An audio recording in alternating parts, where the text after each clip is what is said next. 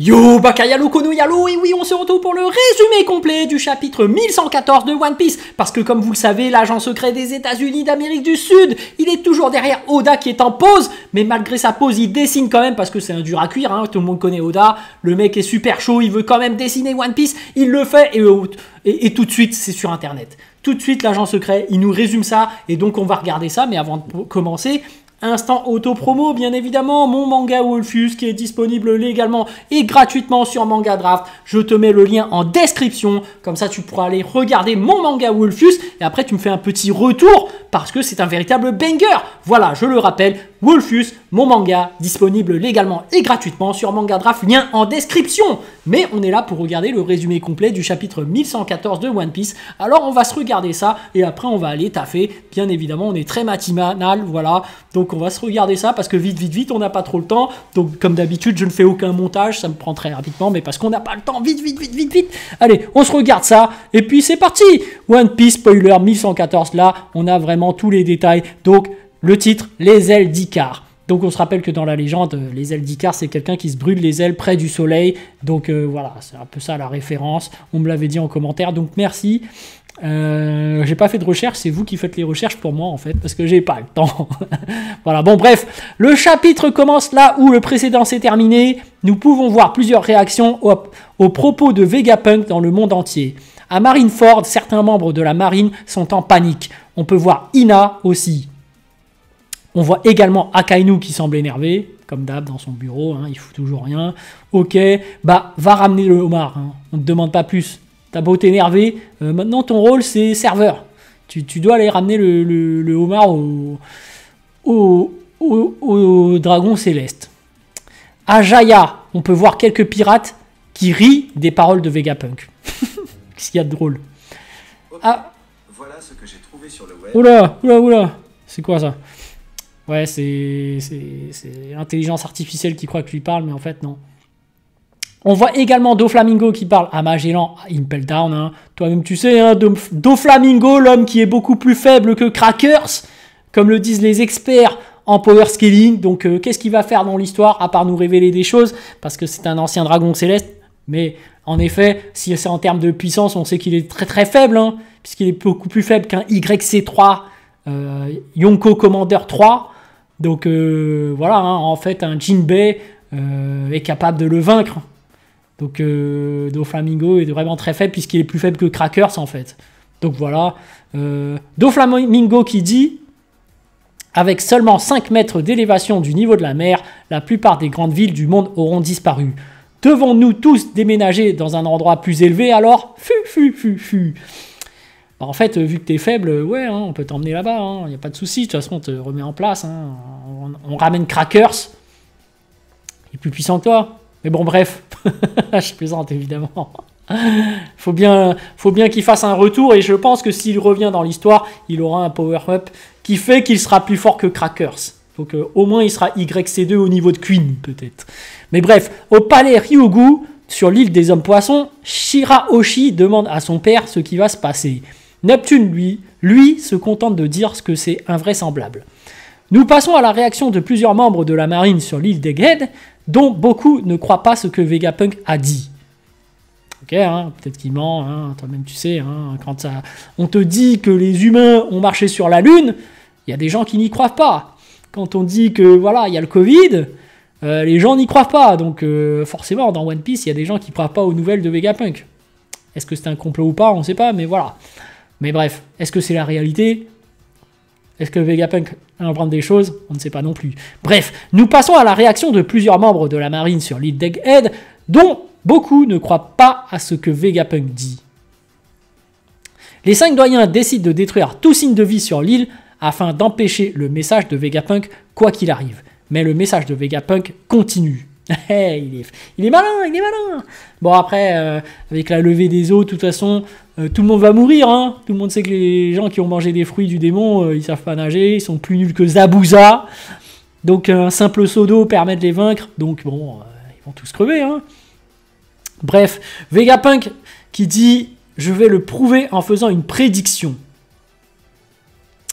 Si cette prédiction s'avère fausse, tout le monde peut ignorer le reste de mon discours. » D'accord. Donc c'est une prédiction, c'est même pas une information sûre. En fait, c'est un YouTuber. Il fait des prédictions, des théories One Piece. Pourquoi est-ce que tu nous sors une théorie comme ça à tout le monde? Je croyais que c'était une annonce sûre et certaine que voilà, une information concrète. Là, tu nous fais une théorie, mais c'est quoi ça? Donc, si on te précise que c'est une théorie, c'est que ce sera forcément faux. Parce que Oda, il est malin. Il dit que c'est une prédiction et dès que ça arrive pas, il va dire mais j'avais prévenu que c'était une théorie, une prédiction. Donc, c'était faux. Donc, en fait, ce qu'il dit là, c'est à peu près vrai, mais c'est faux, en fait. Donc bon, allez, pourquoi pas, on va regarder ce qu'il dit. Vegapunk prédit alors correctement le tremblement de terre et l'élévation du niveau de la mer de 1 mètre qui ont eu lieu quelques heures auparavant. Ok, bon, ça va. Il s'est trompé, mais d'un peu, puisque c'est finalement 5 mètres. Vegapunk en conclut qu'il ne s'agit pas d'une simple catastrophe naturelle. Nous pouvons voir les réactions de Smoothie et Charlotte Mondor, qui sont beaucoup plus forts que Doflamingo, hein, du coup, puisque Crackers... voilà. Smoothie qui dit, il parle d'un tremblement de terre qui s'est produit plus tôt dans la journée, mais Vegapunk n'est-il pas mort? Malin. Bah oui, le truc c'est que il est mort, hein, malheureusement, hein, normalement, parce que ce message se lance lorsqu'il meurt. Mais bref, on voit ensuite une île inondée avec des gens qui grimpent sur les maisons. Ah ça y est, c'est direct, c'est instantané, bon merde. Et d'autres personnes qui tentent de s'échapper en bateau. On voit aussi Tonji à Long Ring Long Land ou Kuzan couvert de bandages sur l'île de Ruche. Ils ne disent rien. Bon, Kuzan couvert de bandages, hein, il a lutté. On sait qu'il n'est seulement au niveau de Queen. Donc c'est pour ça qu'il a des bandages, qu'il est déjà blessé. Amiro égale amiral. Hein, amiral égale commandant, hein, j'ai envie de dire. Comment ça se fait qu'il a des bandages alors qu'il n'a pas affronté de Yonko? Bon, après, il y a des gens qui vont dire « Ouais, mais Garp, il est niveau Yonko. » Bah, Garp, il a un niveau de... Bon, je ne dis rien, parce qu'il y a des gens qui vont s'énerver. Mais bref, on sait qu'il est niveau Donshinjao. On ne voit rien du groupe de Sanji et Bonnet dans ce chapitre. Pas Zoro et Jinbei non plus, mais Brook leur crie de se dépêcher. Le groupe de Nami combat Saturne, pendant que Chopper protège Robin avec Guard Point. Nami renvoie un éclair au visage de Saturne.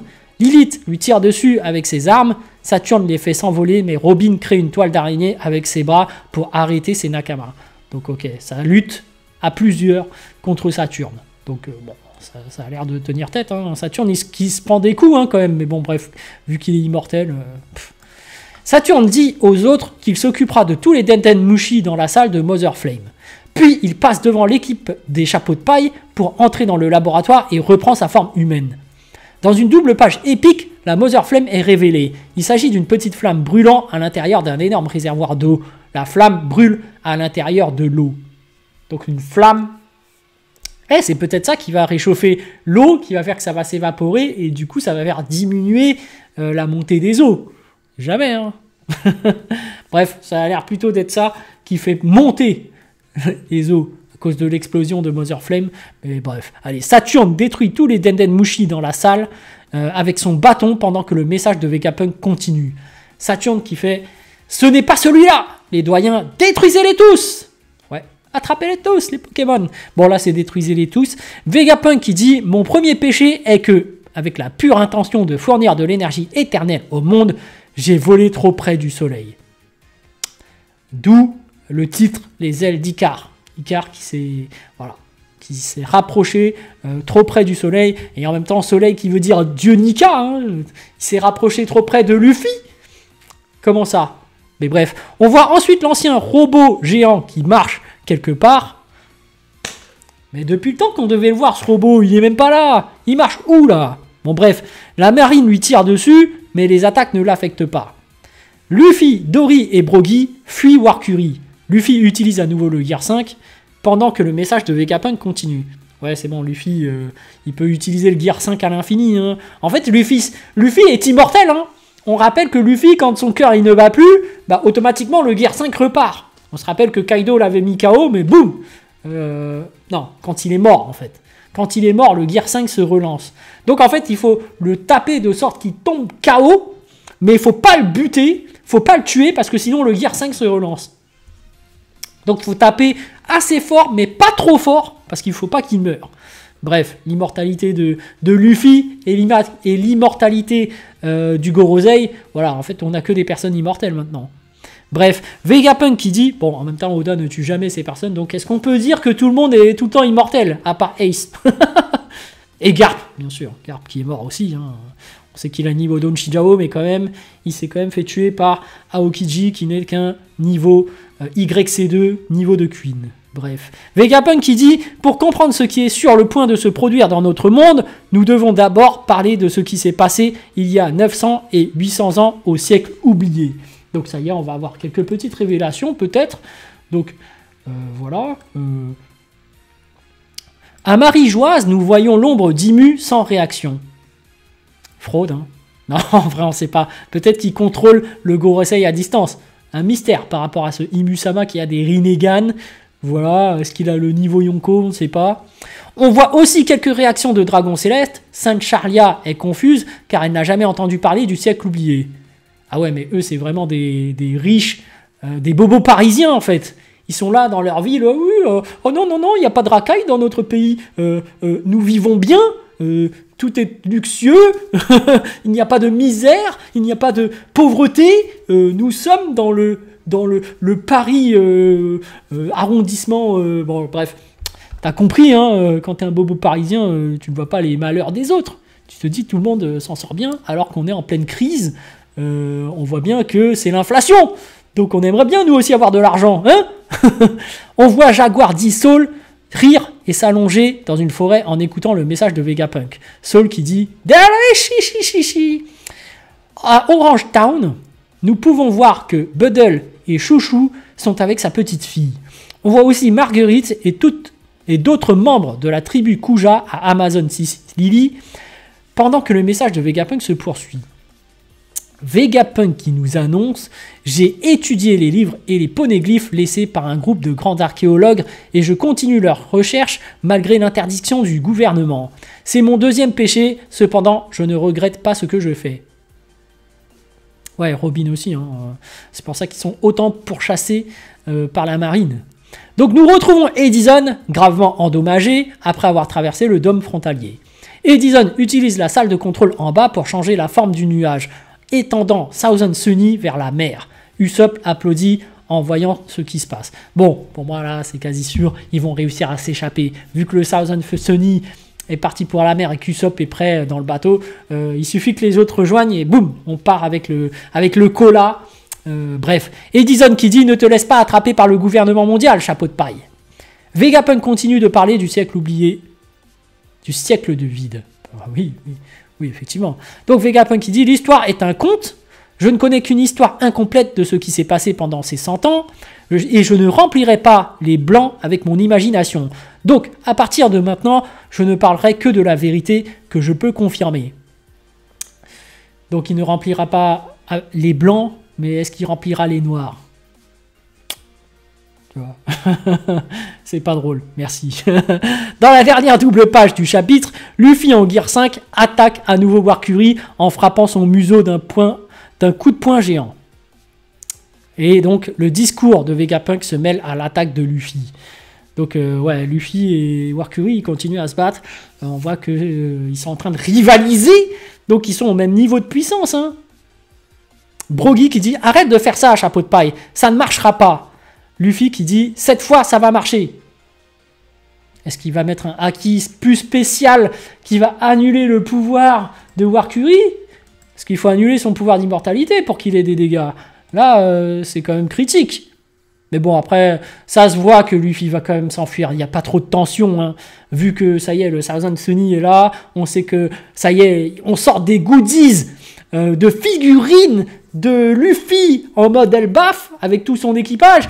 C'est que voilà, ils vont se barrer sur Elbaf. C'est bon. Tu vas retarder Warcuri, tu vas pas le battre, mais tu vas réussir à t'enfuir, en gros. Parce que le géant, là, Brogy et Drogy vont réussir à te convaincre de partir.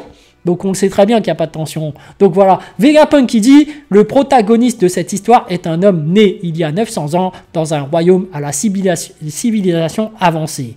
Il peut se battre avec un corps extensible, tout comme le légendaire Dieu Soleil Nika Delbaf. » Bon, voilà, ils vont aller sur Elbaf, c'est sûr. Et là, ils vont avoir plus d'informations par rapport à ce dieu soleil, Nika, qui avait en plus un chapeau de paille géant. Et comme je le disais, ce chapeau se transmet de génération en génération. On le voit avec Roger qui transmet ce chapeau à Shanks, qui le transmet à Luffy. Et forcément, c'est quoi ce chapeau? C'est le fameux chapeau de paille, le fameux trésor du roi des pirates qui se transmet de génération en génération. Je le répète, allez-y!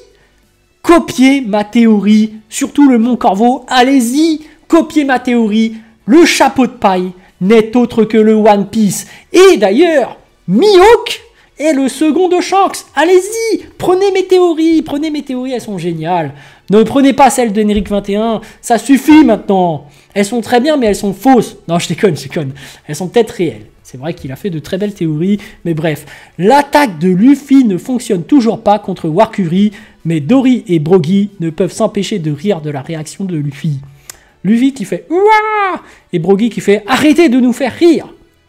Le chapitre se termine avec Luffy pleurant de douleur avec une drôle de tête pendant que Vegapunk révèle le nom de cet homme né il y a 900 ans. Vegapunk qui dit « Le nom de cet homme est Joy Boy, le premier homme sur cette mer qui a été appelé un pirate. Premier pirate de l'histoire. » Bon, ça on le savait déjà. Hein. Voilà, pause la semaine prochaine encore. Bon, bah, voilà, hein, l'agent secret des États-Unis d'Amérique du Sud, il sera toujours derrière Oda. Il nous informera des nouveautés par rapport à Oda dès qu'il dessinera. On sera au courant. Mais malheureusement, le pauvre Oda, on dirait que son état de santé ne s'améliore pas. À chaque fois, il fait des pauses. Malheureusement, on va devoir attendre encore. Bah, force à lui, hein, pauvre Oda. Nous, on aimerait bien savoir la suite. Donc voilà, hein, on aimerait bien savoir pourquoi tu as fait revenir l'homme qui est beaucoup plus faible que Cracker, c'est-à-dire Doflamingo. Mais bref, allez, sur ce les amis, je vous dis donc à plus dans le bus, ou plutôt à plus tard dans le car, ou plutôt à bientôt dans le bateau.